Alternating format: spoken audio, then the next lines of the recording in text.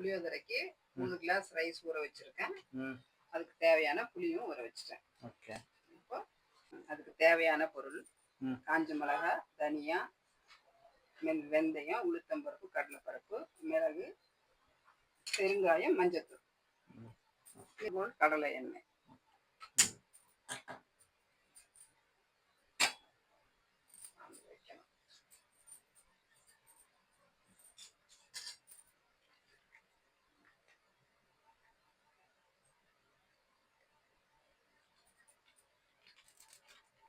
வெந்தயம் போடணும்.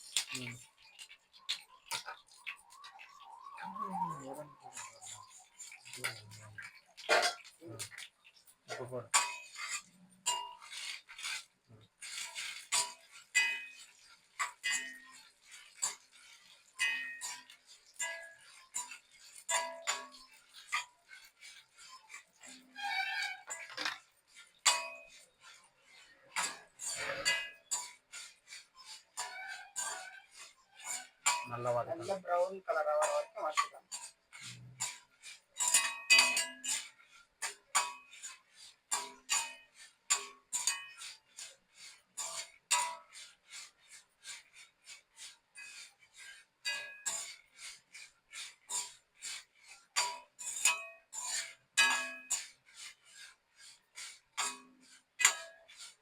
ப்ரௌனா வதங்கினதுக்கு அப்புறமா வேற தட்டுக்கு மாத்திக்கலாம்.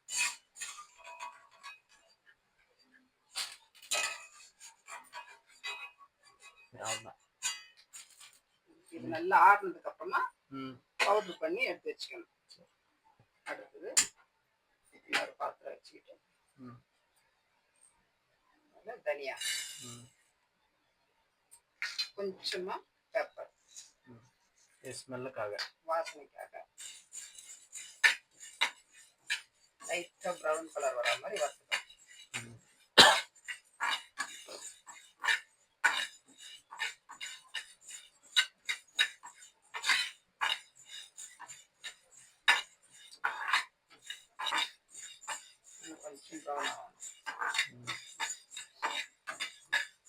ஆனோடனே இது ஆறி இதுவும் பொடி பண்ணி வச்சுக்கணும். ஆஃப் பண்ணிட்டு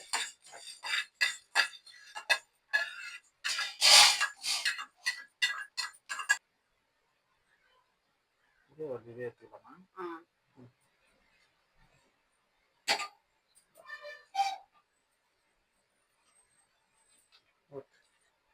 நல்லெண்ணெய், நல்லெண்ணெய், ஸ்டோல்ட் நல்லெண்ணெய்.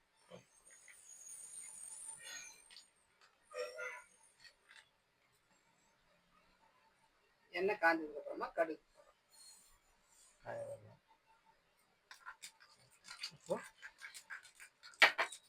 கடலைப்பருப்பு, உளுத்தம்பருப்பு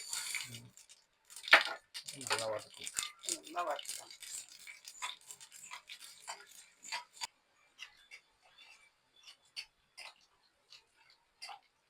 நல்லா திக்கா கரைச்சி வச்சுக்கணும் புளி.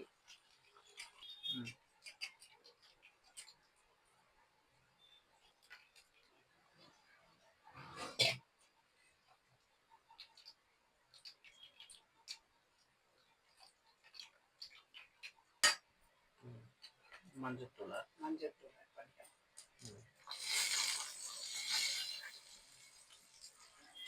பெருங்காயம்,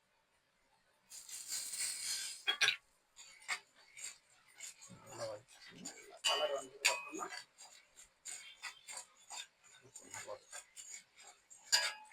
மஞ்சத்தூள் பச்சை வாசனை போனதுக்கு அப்புறமா நம்ம கரைச்சி வச்சு புளியை ஆட் பண்ணிக்கலாம்.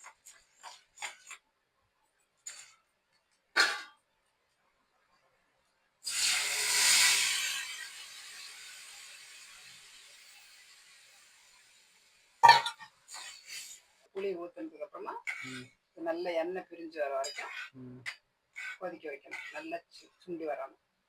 நல்ல பேஸ்ட் மாதிரி வரணும். நல்ல பேஸ்ட் மாதிரி வரணும்.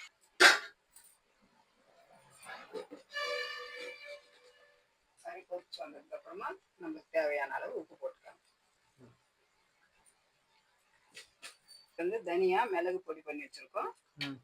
இது வந்து மிளகாய் வெந்தயம் பொடி பண்ணி வச்சிருக்கோம். இப்போ கொஞ்சம் எண்ணெய் ஊற்றணும் மேலே.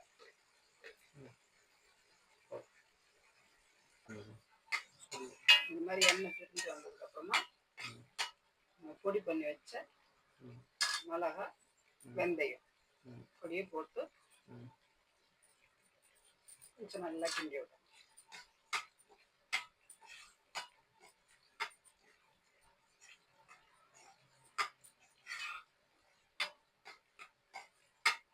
இந்த ஸ்டேஜுக்கு வந்ததுக்கப்புறமா ஸ்டவ் ஆஃப் பண்ணிக்கணும்.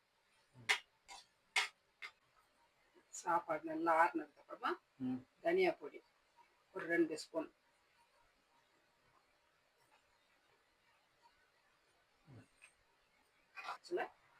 கொஞ்சம் கொஞ்சமாக போட்டு மிக்ஸ் பண்ணிக்கணும்.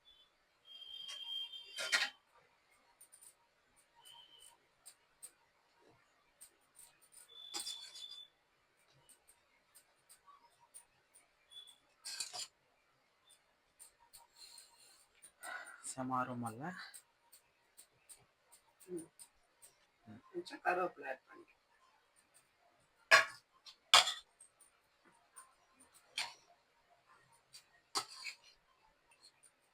நல்லா கலந்ததுக்கு அப்புறமா ஒரு 1 ஹவருக்கு அப்புறமா நல்லா ஊறினதுக்கு அப்புறம் சாப்பிட்டா நல்ல டேஸ்டாக இருக்கும். அவ்வளோதான், புளியோதரை ரெடி ஆயிடுச்சு. நம்ம சேனலை சப்ஸ்கிரைப் பண்ணிக்கோங்க, லைக் பண்ணுங்கள், ஷேர் பண்ணுங்கள். தேங்க்யூ.